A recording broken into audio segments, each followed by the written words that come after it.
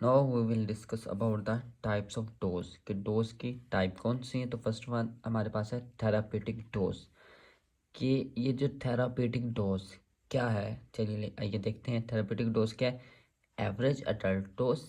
कि ये एवरेज जो अडल्ट की डोज है क्या है? That produces desired effect.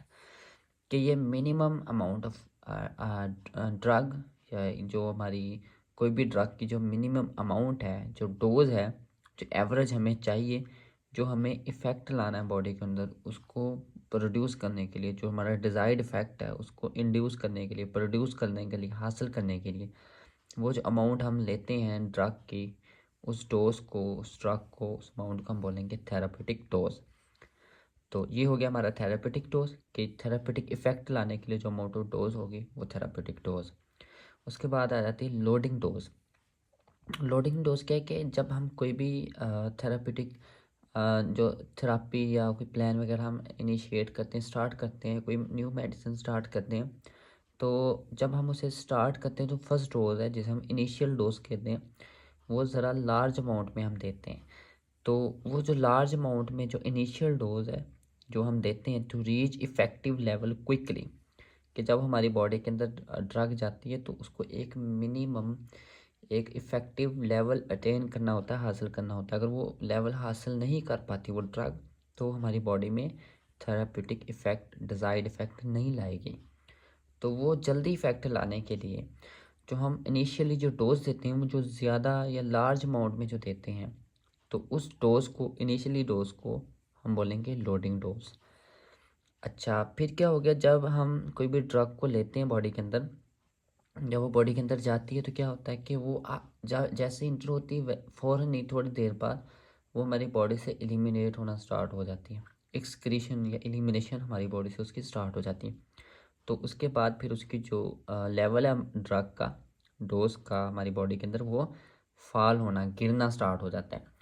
तो हमें उसको गिरने नहीं देना, बल्कि क्योंकि हमारी बॉडी में अगर कोई इन्फेक्शन है या कोई, हमने जैसे कोई फीवर कंट्रोल करने के लिए पेन किलर दी है, तो हमें चाहिए कि वो ज़्यादा देर तक हमारी बॉडी के अंदर रहे ताकि हमें उसका इफेक्ट आता रहे। तो हमें उसको मेंटेन रखने के लिए बार बार डोजेस देना पड़ती हैं।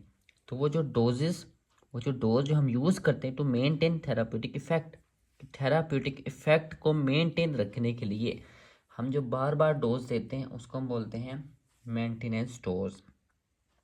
अच्छा, ये हो गई हमारी मेंटेनेंस डोज। उसके बाद आता है हमारा मैक्सिमल टोलरेटेड डोज। टोलरेंस मतलब बर्दाश्त करना, कि जो इतनी ज़्यादा लार्ज हम डोज, मैक्सिमम जो सबसे ज़्यादा डोज हम that can be taken safely, कि हम कोई भी ड्रग को मैक्सिमम कितनी उसकी जो एक डोज है ले सकते हैं और हमारी बॉडी में वो जाके साइड इफ़ेक्ट या कंट्राइंडिकेशंस या एडवर्स इफ़ेक्ट्स प्रोड्यूस ना करें। तो वो जो मैक्सिमम डोज होगी वो हमारी होगी मैक्सिमल टॉलरेटेड डोज।